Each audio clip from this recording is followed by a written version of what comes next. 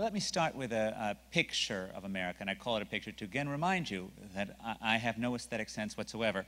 But this is a picture of America, and what I've done is I've taken the 3,000-odd counties in the U.S., and I've arranged them on the basis of their density levels, from the least dense 10th of America's counties, there are about 300 represented by each one of these dots, to the most dense 10th of America's counties. And the bottom line shows the relationship between incomes and density levels. And what you can see is that the densest 10th of America's counties have on incomes that are on average 50% higher than the least dense half of America's counties. This is a pervasive phenomenon, often called agglomeration economies by economists. The ability of people to become more productive when they have people around us, the ability to work together, to learn from one another. The English economist Alfred Marshall said 120 years ago that in dense clusters, the mysteries of the trade become no mystery, but are, as it were, in the air. Factually, this has shown up in every country where I've ever seen data. In the US, the 3 largest metropolitan areas produce 18% of America's GDP, while including only 13% of America's population. The top line shows a somewhat more surprising fact, which is the relationship between density as of the year 2000 and population growth between 2000 and 2010. And what you can see is that as counties became more dense, they also had faster population growth. So whereas at the dawn of the 19th century, Americans left their dense enclaves on the eastern seaboards to populate the great empty spaces of the American interior, at the start of the 21st century, instead of spreading out, we're crowding in for the advantages that come from being close to one another. For cities are at their heart the absence of physical space between human beings. Now, the rise of the urban world is, of course, even more spectacular in the developing world than it is in the US or Canada. We've just recently passed that momentous halfway point where more than half of our species now lives in cities. And it's hard not to think that on net, that's a good thing. Because if you compare those countries that are more than 50% urbanized to those countries that are less than 50% urbanized, the more urbanized countries have on average incomes that are 5 times higher and infant mortality levels that are less than a third. Gandhi famously said, the future of India depends not on cities, but on villages. With all due respect, the great man was completely and totally wrong. The future of India is not about its villages, but it is very much about Delhi and Mumbai and Gargan and Kolkata and Bangalore and the places that are pathways out of poverty into prosperity for India and indeed throughout the developing world. This is the relationship between urbanization and income across countries overall. And lest you think that as we move towards urbanization, we're losing something in terms of the joys of simple rural living, I suggest that perhaps you haven't been to rural India any time, particularly lately, because in fact there aren't a whole lot of joys in most of the poor rural parts of this country. What you're looking at here is self-reported happiness, life satisfaction, and its relationship with urbanization across countries. We've ranked countries from the least urbanized to the most urbanized, and what you can see is that there's a very strong, robust correlation between how happy people are and how urbanized their society is. Far from dehumanizing us, cities in many ways enable us to become more human. Now, if you look within developed countries, there's no relationship between living in a big city and telling a surveyor that you're more happy. After all, what self-respecting New Yorker is going to tell some guy on the phone that he's really happy with everything? And indeed, I'm struck by, talking to Vancouverites about your own city, how easy it is to find fault in this magnificent city, and perhaps that's actually a good thing in making sure that urban leaders are held to task. But certainly in the developing world, people who live in cities typically have far higher self-reported rates of life satisfaction than people who live in rural areas, reminding us of the enormous potential that cities have to transform society for the good. Now, the success of urban areas, both in the developing and the developed world today, is something of a paradox. After all, we live in an age in which distance is dead, in which we can effortlessly telecommute to whatever part of the planet appeals to our love of nature. And yet in so many places, in so many ways, we choose the inconveniences of city life instead of moving, as the cyberseers and techno-prophets suggested that we would, to our electronic cottages on the edges of nowhere. Why didn't all this technology enable us, to just disperse? Why are cities so important? Why aren't we just, foregoing all this physical connection and just connecting in cyberspace? That's a puzzle to which I will return.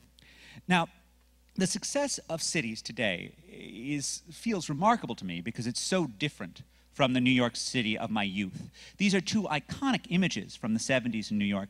The bottom one is of President Gerald Ford, who never literally told New York City to drop dead, but many people think he actually did mean it.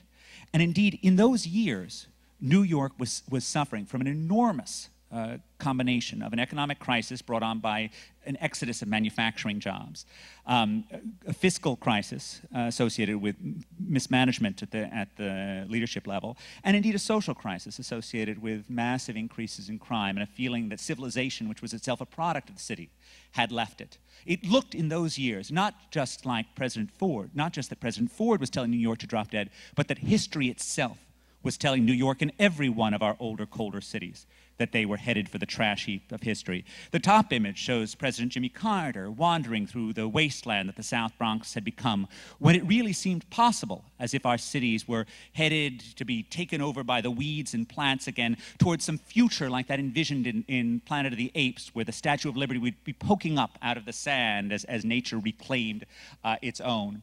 One of the reasons why cities seemed like they had such a dim future in the 1970s was that their original reason for being seemed to have become largely obsolete. All of America's older, colder cities, and indeed cities of Canada as well, fundamentally rose as part of solving a transportation problem. If you think back to the start of the 19th century, to 1816, we sat on the edge of a vast and wealthy continent that was virtually inaccessible. It cost as much in 1816 to ship goods 300 miles, to ship goods across the Atlantic Ocean as it did to ship them 30 miles over land, right? It was just that expensive to move goods. And so we stood there seeing the wealth that led inside the interior, but unable to grasp it. And so we built waterways, we built canals like the Erie and Illinois and Michigan canals. We built railroads that supplemented those canals. And cities grew up at pinch points on this great transportation network, like Buffalo, the western terminus of the Erie Canal, where Joseph Dart's fabulous grain elevators lifted the grain from the Great Lakes ships onto the canal-going boats. Or, of course, Chicago, the linchpin of a watery arc that went all the way from New York to New Orleans, where industries like the stockyards rose up around the transportation technology, right? Because fundamentally, the stockyards were part of the age-old problem of getting corn to market, right? Moving corn is incredibly difficult because the stuff rots and because it doesn't have a huge amount of value per ounce. So you have to transform it. Initially, we transformed it into that very portable and often tasty product of whiskey.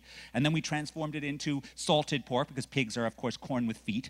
And then, of course, we transformed it into cattle. And the key innovation here was that Armour figured out to put the ice blocks on the top of the dressed beef rather than below them, so the cold water would drip down, keeping the beef frozen for its long trip east.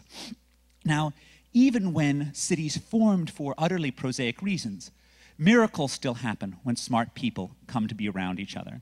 And the genius of these cities were that even when they formed for transportation cost reasons, and the image on your left here is Detroit Dry Dock, right? Detroit, the Straits, Detroit. Right? And of course, Detroit would have a cutting-edge shipbuilding company that would specialize in the navigation that plied the Great Lakes. Detroit Dry Dock, of course, then proved to be a training ground for this character, the young Henry Ford, who came from the farm and got educated and working with engines at Detroit Dry Dock. Cities were then as now, forges of human capital. One of the things you notice about wages in cities is when you watch people come to cities, they don't see their wages immediately leap up to the average in the city. What you see is that year after year, month after month, they experience faster wage growth. They earn more, gradually more, as they experience the city, as they become smart by being around other smart people. Now, Ford then went on from Detroit Dry Dock to work with Thomas Alva Edison, and then he eventually joined in the great race of the 1890s, this remarkable attempt to build the cheap automobile. Now, contrary to what American politicians are prone to say, Americans did not, in fact, invent the car. I want it very clear on this. Germans did this, right? But we did play a major role in making cars affordable, and Henry Ford did as much as anyone. But he was hardly alone, and he never would have succeeded if he was alone. He was part of a great cluster of entrepreneurship and innovation in Detroit, right? The Dodge brothers, the Fisher brothers, David Dunbar, Buick Ransom, Olds, Billy Durant in nearby Flint. The first guy to build a car in Detroit was Charles Kirby. And according to legend, Ford followed Kirby on a bicycle as Kirby drove down the streets of Detroit, desperately trying to figure out how Kirby's car worked. Now, I don't know if this story is true, but I love it because it represents the thing that cities do that is most important, their ability to transmit knowledge, their ability to enable those collaborative chains of creativity that have fueled humankind's greatest hits, from Athenian philosophy to Renaissance art to Facebook. Now, the problem for Detroit, of course, is that this is Ford's big idea. Successful cities in the early 19th century, in the time of Matthew Boulton's Birmingham or Alexander Hamilton's New York, were fueled by smart people, small firms, and connections to the outside world. The same thing is true today. Smart people, small firms, connections to the outside world. How far from that is Ford's big idea, a massive, vertically integrated plant employing tens of thousands of less skilled workers at great wages? In the short run, this is a marvelously productive model. But in the long run, this is sterile. It does not need the city. It can move to suburban areas. It can move to low-cost areas. And as transportation costs declined, and what you're looking at here is the change in the cost of moving a ton a mile by rail over the 20th century. So whereas at the start of the 20th century, it was really valuable to be in those old inland ports, by the 1970s, it was irrelevant. And so the factories left. They went to lower-cost areas. They went to pro-business states, as the work of Tom Holmes at the University of Minnesota shows. They moved to lower-cost countries because they weren't needed anymore, because those large vertically integrated plants didn't need the urban ecosystem. Ford's plants were a world unto themselves, and they neither gave nor needed, and so they just left. One way to think about what happened was that we moved from producer cities to consumer cities. We moved from cities that formed because firms had a productive advantage in being near the Great Lakes or being near the coal mines, to places where people wanted to live. Now today we're prone to think of the consumer city as a place like Vancouver that thrives on having smart people connected in a beautiful place. But of course, over the long swath of the 20th century, the variable that has the biggest effect on metropolitan area growth, decade after decade, is January temperature. So apparently the things American consumers wanted most of all was to avoid Detroit winters. Now, there are lots of things rolled up in January temperature, like a pro-business attitude towards in firms, like a pro-building attitude. But this is, again, January temperature and population growth over the last 10 years. Just as we move to sun, we move to sprawl, again, thanks to the advantages of Ford's cars. Of course, we did it with massive subsidization through things like the federal highway system. The work of Nathaniel Baum Snow illustrates that each new highway that cut through a metropolitan area core in the post-war period reduced the central city's population by about 18% relative to the metropolitan area as a whole. And of course, as cities lost population and lost jobs, they fell into the pain of rioting, the pain of crime, the social distress that made them feel often unlivable. Now, luckily, the story doesn't stop there. Now, some cities like Detroit lost another 25% of its population over the last decade alone. Some cities have not found their way back, but other cities have. Take, for example, Seattle, which many of us may have forgotten. 40 years ago, two real estate jokers put up a sign on the highway leaving Seattle asking the last person to depart the city to please turn off the lights. Okay? Because Boeing was cutting back on jobs, and just as no one could imagine a future for Detroit without General Motors, no one could imagine a future for Seattle without Boeing. This is, of course, before Amazon, before Microsoft, before Costco, and Starbucks was, at best, a faint whiff in the nostrils of a coffee roaster. Entrepreneurship, new ideas, new industries enabled this place to come back. Now, if you want to, and I'll show you a chart on this in a second, if you want to understand what variable explains why cities could come back and others don't, it is skills, it is human capital, because in fact it is ultimately education that is the bedrock on which urban success rests. And indeed, the work of Enrico Moretti at Berkeley shows that having a land-grant college, this is a federally subsidized school prior to 1940, is an enormously good predictor of which cities managed to do well over the last 20 or 30 years. A factoid is that as the share of adults in your metropolitan area with a college degree goes up by 10%, your wages go up on average by 8%, holding your years of schooling constant. It really pays to have educated neighbors, and that effect becomes stronger in denser areas because the advantages of proximity in exchanging ideas becomes more valuable when people have more ideas to exchange. Boston's land-grant college is, of course, MIT. And MIT has an unparalleled track record with people like this guy, Vannevar Bush, the father of Raytheon, and the advisor of Fred Terman, who would go on to borrow Bush's methods and set up Stanford Industrial Park. And this is a picture of Arthur D. Little Hall. Arthur D. Little was an MIT chemist who started the management consulting industry in Boston. I actually couldn't find a non-copyrighted picture of Arthur D. Little himself, so you just get the whole. New York success is completely tied to finance. At its height, finance was 44% of the payroll in the island of Manhattan. And it's not surprising that finance flocks to cities because there's no industry where a little bit of extra knowledge is more valuable than in finance. Now, I put up the image of the Wallace office at City Hall that Bloomberg put up there. And at this point in time, I have to disclose that I now write a column every other week for Bloomberg View. I did not when I actually wrote my book. You can also call that advertising. I hope as many of you as can bother to read it occasionally. But I keep this image up because it reminds us of three things which are striking about Bloomberg. One of which is he's part of a chain of innovation that starts with a more sophisticated approach to risk and return, which gets brought by people like Fisher Black and Jack Traynor to Wall Street. That ability to think about risk and return then enables the young Michael Milken to convince investors to put money in high-yield debt, junk bonds, if you will. That high-yield debt then enables the young Henry Kravis to engage in larger and larger leveraged buyouts. This is also part of securitization. It's also part of selling those Bloomberg terminals, data tools for making sense of risk and return. But there's a second reason that this is important, and this is a very Jane Jacobs point. Bloomberg is a billionaire, but he's not a financial billionaire. He's an IT billionaire. Right? He's competing with the guys from Silicon Valley. And he's able to compete so successfully with them because when he starts his own business, he's run the technology operation at Salomon Brothers. He's run their trading floor. And he has the knowledge that the city has given him that makes him far more effective than any software expert in Silicon Valley could possibly have because he knows what the guys at Merrill Lynch want. He's been there. And that's part of why he's able to make these cross-industry leaps, which Jacobs is so eloquently talking about. I prefer the Bloomberg story to how her bra was invented story. But the last reason I put this up, of course, is because about the space itself. The Wallace office, which is modeled after the Wallace office at Bloomberg LLP, which is modeled after the Salomon Brothers trading floor.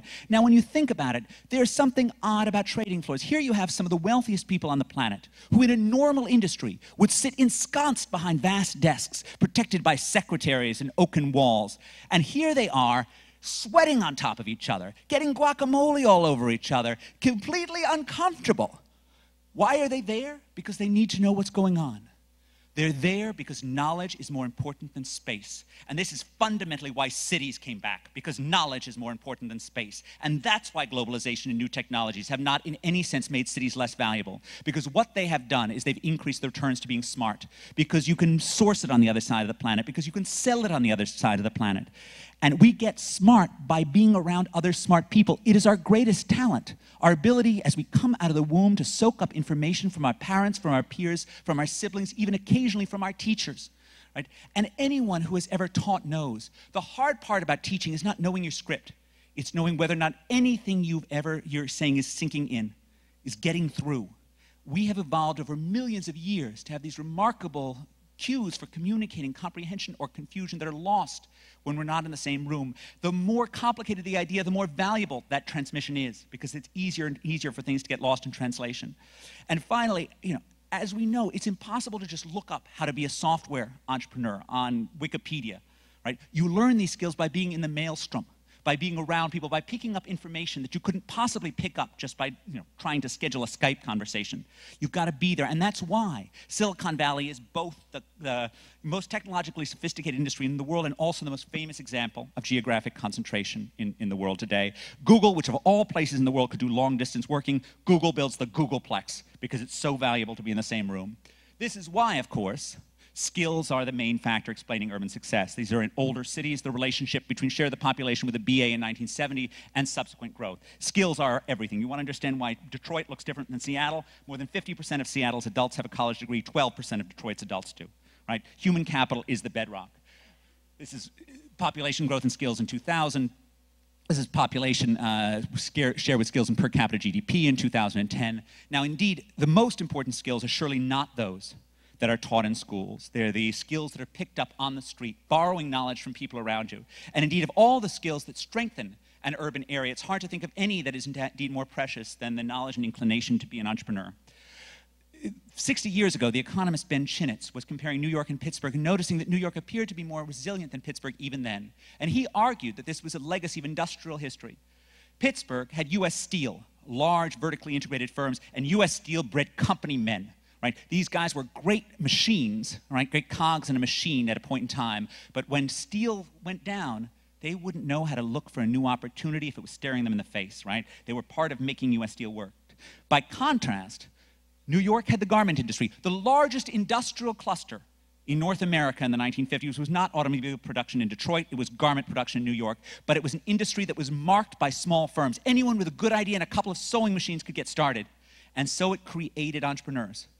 Those entrepreneurs would go on, people like A.E. Lefcourt, who I wrote about in my book, to do remarkable things. He built more skyscrapers than any other New Yorker did prior to 1929. The father of Sandy Weil, lately of Citicorp, also started in the garment trade. The entrepreneurial roots of Costco also go back to the garment industry in New York. This was a mother of entrepreneurship and helps explain New York's very special DNA.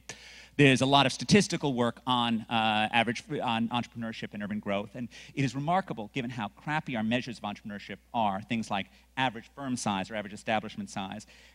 Given how crappy they are, it's remarkable how well they work.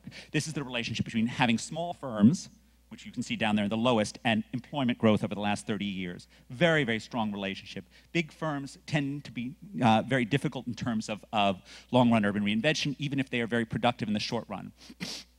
I want to just end by reminding us of one final thing, which it is great to think about the role that connected chains of creativity have for making our world productive, but even more so they are responsible for the great works of art and great works of culture that adorn our civilization. And it is hard to think of any chain that is more special than that which started with Brunelleschi in Renaissance Florence, thinking about how linear perspective works. Brunelleschi then passes along to his good friend Donatello, who puts it in low-relief sculpture on the wall of Orson Michele, right? Three-dimensionality, the ability to paint pictures, to create shapes that have distance, have depth within them. And then, of course, he passes that along to Brancacci, right? St. Peter finding a coin in the belly of the fish, right? This is remarkable stuff. We as a species have done miraculous things like this for millennia, but we have only done it because we have done it together, because we have learned from one another, because we have borrowed each other's ideas shamelessly and built upon them. And that is why the promise of cities is so important, and that is why density is such a blessing, because we only really become human when we can borrow the wisdom of the people around us, when we are connected by the cities that make us thrive. Thank you.